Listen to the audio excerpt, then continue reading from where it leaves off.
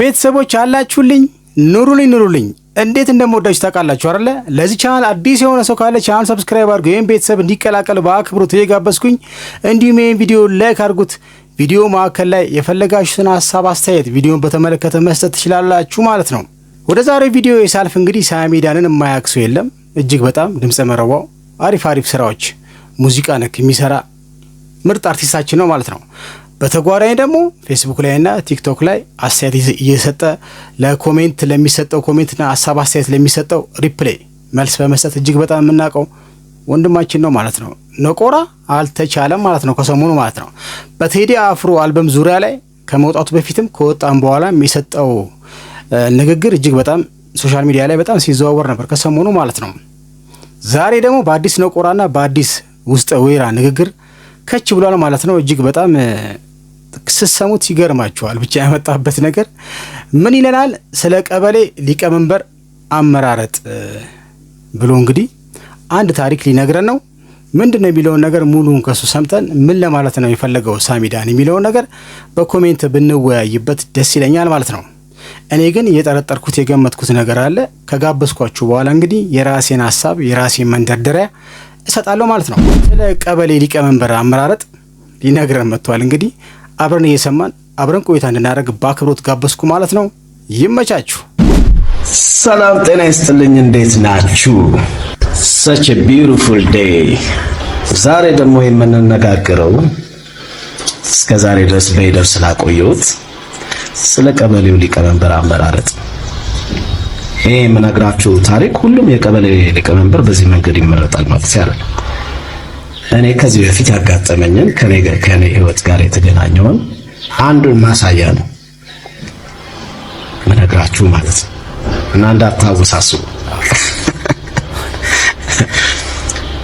ባኬዴ አዲስ አበባ ዩኒቨርሲቲ ተማሪ ያለው ቅዳሜና እሑድ እዚሁ አዲስ አበባ ስለሆነ ፋሚሊ ጥያቄ አመጣለሁ እና ሰፈር ውስጥ ያለ አንድ ጀለሳችን መጥቶ ያናገረኛል።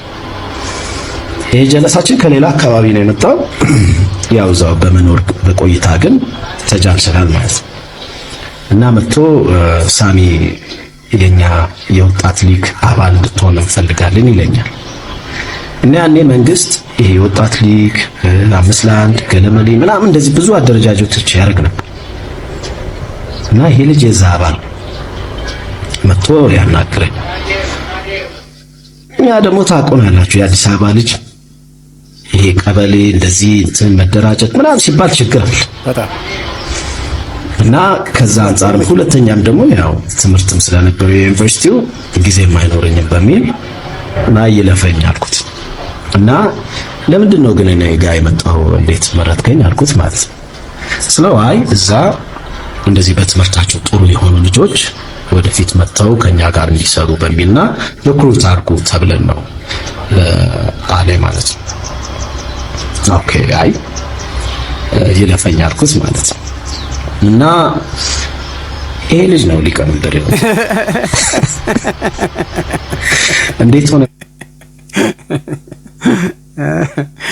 እሺ ቤተሰቦች፣ እሺ ሐሳቡን እንግዲህ አስጨብጫችኋለሁ የተወሰነ ቢሆንም ማለት ነው። ምን ገመታችሁ? ምን ለማለት እንደፈለገ ሳሚዳን እስቲ የገመተ እስቲ ሐሳቡን ይስጠኝ። እኔ ግን እዚህ ጋር የራሴን ሐሳብ ሳስቀምጥ ካሙሱ ካሳን ሙዚቃ አቀናባሪውን ሾርኔል ገባለት ብዬ አስባለሁ። እሱን ለመወረፍ ይመስለኛል። አሁን ካሙሱ ካሳ የምክር ቤት አባል ለመሆኑ ምርጫው ያደራለው ምናምን አላለም ከክፍለ ሀገር መጥቶ እንግዲህ እስቲ የሚቀጥለው ንግግሩ ደግሞ እጅግ በጣም ያልኩትን ነገር ያጠናክርልኛል ብዬ አስባለሁ። የኔ ሐሳብ ይሄን ይመስላል። እስቲ ምን ተገነዘባችሁ በሳሚ ንግግር?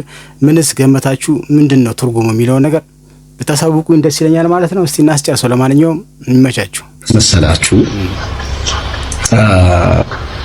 ከቦታ ቦታ ሰዎች መሄዳቸው ያው ተፈጥሯዊ እና ከአንድ ቦታ ብቻ አይደለም። ደግሞ አሁን ለምሳሌ ከአዲስ አበባ የተለያየ ቦታ ሄደው ሰዎች ይኖራሉ። ከተለያየም ቦታ ደግሞ ወደ አዲስ አበባ መጥተው ይኖራሉ። ከኢትዮጵያም ደግሞ ሌላ ሀገር ይኖራሉ። ግን ሰዎች ከነበሩበት ቦታ ወደ አዲሱ ቦታ ሲሄዱ መጀመሪያ የሚያደርጉት ምንድን ነው? ህጋዊነታቸውን ነው ማረጋገጥ የሚፈልጉት። ለምሳሌ ከአዲስ አበባ ተነስተ አዳማ ወይ ጎንደር ወይ ሶማሌ ብትሄድ መጀመሪያ የምታደርገው የዛ አካባቢ መታወቂያ ማውጣት አለብህ። ህጉ ምን እንደሚል አኗኗሩ ምናምን ቼክ ታደርጋለህ። ግዴታ ቢያ አይደል እንዴ? መጀመሪያ ያንን በማድረግ ውስጥ ግን እዛ ነዋሪው ከሚያውቀው በላይ አንዳንዴ ጥሰህ ልትሄድ ትችላለህ። የህግ እውቀት ምናምን ለካ ብዙ ክፍተቶች አሉ። አሁን ለምሳሌ በአዲስ አበባ ብታይ አይ ቲንክ በ2 ዓመት ነው ምናምን ከኖርኩ በኋላ መታወቂያ ማግኘት ትችላለህ።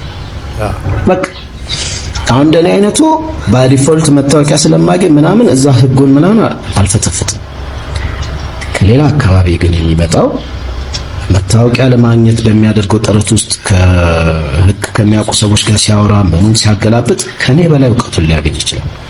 ለምሳሌ አሁን የኒውዮርክ ከተማ ከንቲባውን ብታዩት መጀመሪያ ፋሚሊዎቹ ሲሄዱ ምንድነው የሚያሳስባቸው? ህጋዊ መሆን ነው። አረ ህጋዊ ለመሆን የስራ ፍቃድ፣ ሶሻል ሴኩሪቲ ነምበር፣ ከዛ ግሪን ካርድ ምናምን እያሉ ያንን በደንብ ለማወቅ በጣሩት ሰዓት ነው ልጃቸው አፈትልኮ ከንቲባ ይሆናል። ለራሳቸው ለዛ ለኒውዮርከሮች ግን የሚያስገርም ነገር ነው አይደል? አይ አንደርስታንድ ኒውዮርክ ከብዙ አካባቢ የመጣ ማህበረሰብ የሚኖርባት ቢሆንም ያው ኤክስፔክት የሚደረገው ግን እንደዚህ አይደል። ዲስ ጋይ ታሪኩንም ስታዩት በጣም አስገራሚ ነው። መጀመሪያ ጥያቄያቸው ህጋዊ ለመሆን ነው። ከንቲባ ቦታም እንደዛ ነው። አሁን የኔ ፍሬንድ አለ ከሌላ ቦታ የመጣ ማለት ነው። አዲስ አበባን ከኔ 10 እጥፍ በላይ ነው የሚያውቃት። ኪዩሪየስ ነው የምትሆነው። ለንደንም የሄድኩኝ ጊዜ አንድ ፍሬንዴ በ3 ሳምንት ሸምድጃታለሁ ለንደንም ብሎ ሲያዞረኝ ነበር። እዛው ሆቴል ውስጥ የነበረ አንድ ሰውዬ ግን ሳውራው የለንደን ነዋሪ የሚያውቃቸው ቦታዎች በጣም ትንሽ ናቸው። አዲስ ቦታ አዲስ ስትሄድ ብዙ ኤክስፕሎር ለማድረግና ኮፓፕ ለማድረግ በምትጥረው ጥረት ውስጥ አልፈህ ልትሄድ ትችላለህ። ጥሰት ሄዳል እና ይሄም ልጅ ሲመጣ የመጀመሪያው ጥያቄ መታወቂያ ማውጣት ነበር።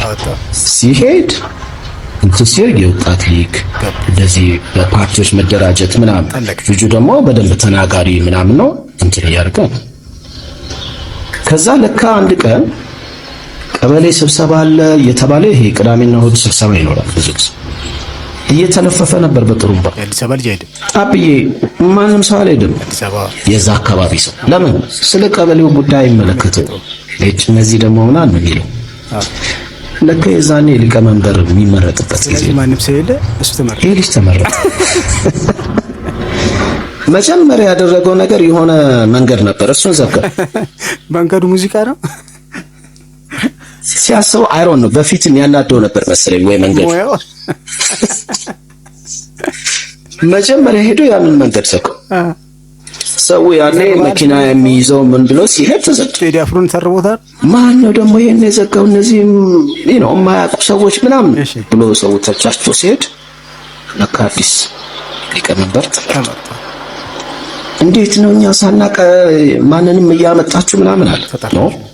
ስብሰባ ነበር በስነ ስርዓት በሂደት ነው። አልመጣችሁም፣ አልተሳተፋችሁም ተባሉ። ከዛ በኋላ በተነጋግሮ ይሄ መንገድ አስፈላጊ ነው ምናምን ተብሎ ተከፈተ። መንገዱ ተከፈተ እና አንዳንዴ ባልተሳተፍክበት ሁኔታ የሚመጣ ውሳኔ በጣም አስደንጋጭ። በጣም የካሙዝም ተመራጭ መሆን አይ ዶንት ኖ በየትኛው እንድትወስደው እንደምፈልግ ግን this is real talk ነው መስሏል። ወላ እንዴት ነው ሳሚ? እንዴት ነው የቀበሌ ሊቀመንበር አመራረጡን እንዴት አያችሁት? የሆነ ሊያስተላልፈው የፈለገው መልእክት ያለ አይመስላችሁም ቤተሰቦች? እኔ ይመስለኛል። እኔ እንደተረዳሁት ከሆነ ያው ካሙዙን ነው ሸኖቆጦ ብዬ አስባለሁ።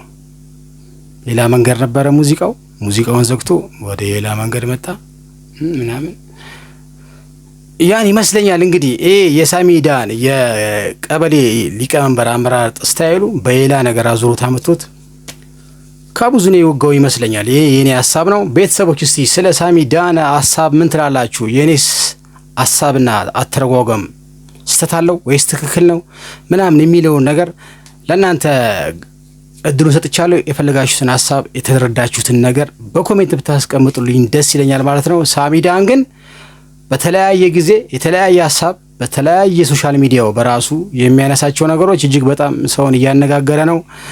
መልስ ደግሞ ሲሰጠው ኮሜንት ሲሰጠው ደግሞ ሪፕላይ ከስር ገብቶ መልስ የሚሰጥበት መንገድ እጅግ በጣም ያዝናናል። ፈታ እኔ ሶሻል ሚዲያን የማየው እንደ መዝናኛ ነው። በቃ ፈታ ዘናላለሁ። መልስ ለሚሰጠው መልስ ሰጣለሁ እያለ እንግዲህ ያለ ሰው ነው ሳሚዳን፣ ሁላችንም እናውቀዋለን ማለት ነው።